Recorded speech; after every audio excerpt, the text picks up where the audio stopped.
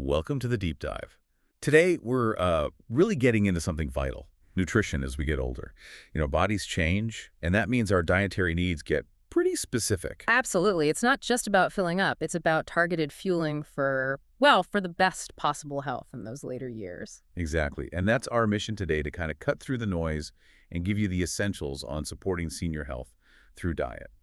We've looked at some great sources, Mahidol University, the WHO, Mayo Clinic. Really solid sources. We're aiming to give you that distilled knowledge so you don't have to wade through it all yourself. So let's set the stage. We're talking about good nutrition being the cornerstone, right? Yeah. For muscle, bones, brain, immune system, the whole package. Precisely. It's foundational. Underestimating the specific needs of seniors is, well, it's pretty common, but getting it right is key to quality of life. It impacts everything: muscle mass, bone density, keeping sharp mentally, and crucially, a robust immune system. Okay, that makes total sense. So if that's the foundation, where do we start? What's the number one principle? Variety. Something else. It really does begin with variety and balance, yeah. Mhm. Think of your plate needing a bit of everything. The Department of Health really stresses this, hitting all 5 food groups in the right proportions at each meal. All 5. It's not just, a nice idea, it's how you make sure you're actually getting all those essential nutrients your body needs to function well. Okay, let's break those down. Grains first. What's the main takeaway there for seniors? Right, grains. Think complex carbs, brown rice, whole wheat bread. The big benefit isn't just steady energy, though that's important. It's the fiber. Fiber. Loads of fiber. Yeah. Which is just fantastic for keeping blood sugar levels stable and, keeping things moving digestively. A quiet hero, as you said earlier. Got it. Okay, moving on to the meat group protein. Mhm. What should people be aiming for, and why is it so critical as we age? Protein sources need to be high quality. So fish, skinless chicken, eggs, dried beans, that sort of thing. And here's the kicker for seniors. Our bodies aren't as good at using protein as we get older. Right, I read that. Less sufficient. Exactly. So we actually need more of it just to hang on to muscle mass and help with tissue repair. It's actively fighting against sarcopenia, that muscle loss that can happen with age. Wow, needing more protein. That's counterintuitive for some, I bet. Okay, vegetables and fruits. The colorful group, what makes them such powerhouses? Oh, they absolutely are. Just packed with vitamins, minerals, fiber, you name it. And the WHO, the World Health Organization, they have a specific target, at least 400 grams a day. 400 grams, that sounds like quite a bit. It is. It's about 5 servings, Mhm. roughly. But it makes a real difference. Boosts your immune system directly and significantly lowers the risk of things like heart disease, type 2 diabetes, those non-communicable diseases. 5 servings a day. Okay, good goal. And dairy, where does that fit in? Dairy is primarily about calcium, essential for bone health, especially since bone density can decrease as we age. So milk, yogurt. Hmm. The recommendation is usually 1 or 2 glasses of plain low-fat milk daily. Simple enough. And the last group, fats. Always a Right. confusing one. Good fats, bad fats. What's the focus here? Yeah, quality is everything with fats. We want those healthy ones from plants, think olive oil, avocados, nuts, and really important, those omega-3s from fatty fish like salmon. 3s, right. They're not just for energy, they're crucial for brain health, cognitive function, keeping your heart happy, like a premium oil for your body's engine. Nice analogy. So those are the 5 big groups. Are there specific nutrients within those groups that seniors really need to double check they're getting enough of? Definitely. We touched on protein, but let's nail down that number again. Around 1.0 to 1.2 grams of protein per kilogram of body weight per day. Okay, 1.0 to 1.2 grams per kilo. Yeah, so for someone around, say, 70 kilos, that's 70 to 84 grams daily. It's higher than for younger folks, precisely because of that reduced efficiency we mentioned. Really helps fight off sarcopenia. Makes sense. And linked to that, muscle and bone-wise, calcium and vitamin D, they always seem to go together. They're a dynamic duo for bones. They work together to keep bones strong and help prevent osteoporosis, which is a major risk. Calcium sources, Mhm. milk, yeah, but also small fish. You eat whole, bones and all, and firm tofu. And vitamin D. Vitamin D is a bit trickier. Some from sunlight, obviously, but also foods like salmon, egg yolks. Honestly, many older adults might need a supplement for D, but that's definitely something to discuss with their doctor. Good point about checking with the doctor. What about vitamin B12? I feel like I hear about that one a lot for older adults. You do, and for good reason. A key thing with B12 is that absorption can decrease significantly with age, often because of changes in stomach acid. Right. Even if you eat enough. Exactly. And B12 is vital for your nervous system, making red blood cells. So sources are meat, fish, eggs, dairy. But again, because of absorption issues, it's another one where a doctor might suggest checking levels or supplementing. Okay, so we've got the food sorted. What about things around the food, like hydration and gut health? Oh, hydration is huge and tricky because the feeling of thirst can actually lessen as we get older. So you might not feel thirsty, but you could be getting dehydrated. That's a bit scary. It can be. So the baseline is at least 8 glasses of clean water a day, not just for thirst, but for everything to run smoothly, including preventing constipation, which is common. 8 glasses. Got Yeah. it. And prebiotics, probiotics, how do they play into this? They're all about supporting your gut health. A healthy gut means a stronger immune system.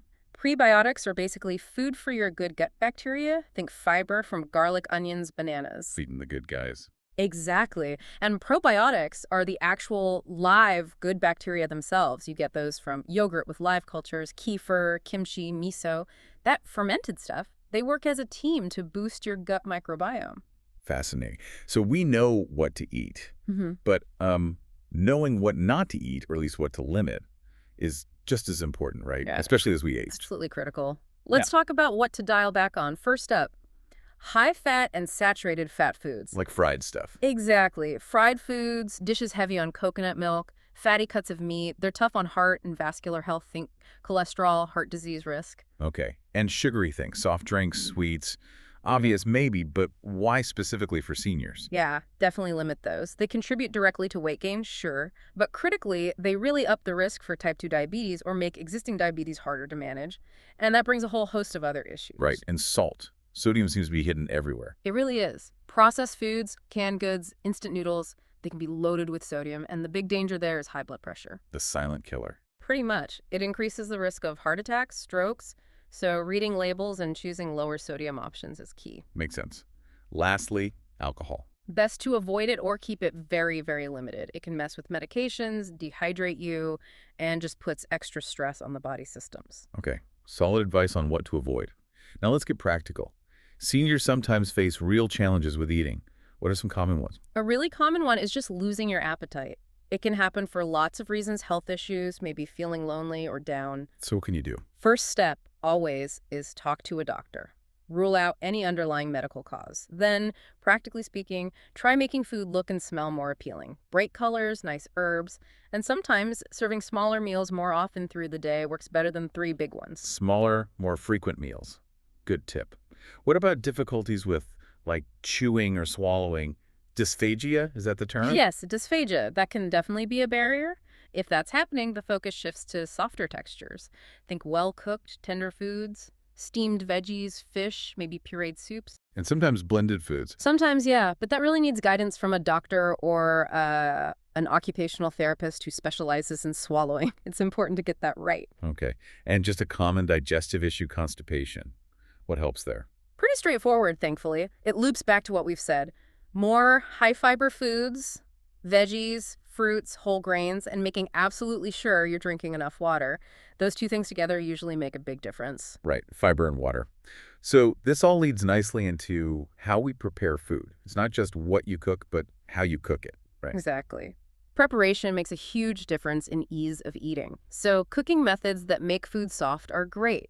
Boiling, steaming, stewing, baking makes things tender, easier to chew, easier to digest. And cutting things up. Sounds basic, but it's so important. Cutting food into small, manageable pieces makes chewing and swallowing much easier and safer, helps prevent choking. A simple step with a big impact.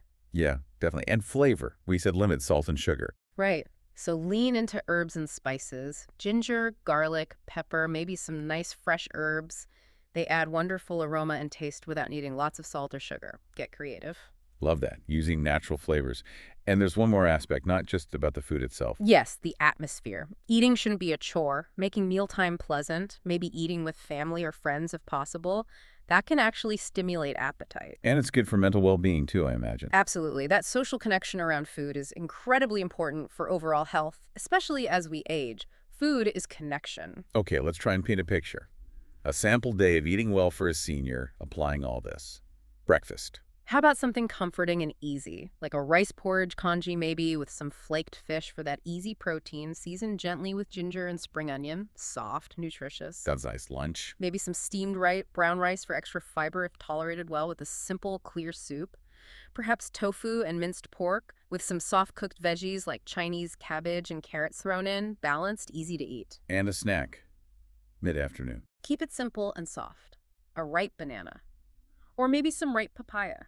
Easy to manage, naturally sweet, good fiber. Perfect. And dinner to round it off.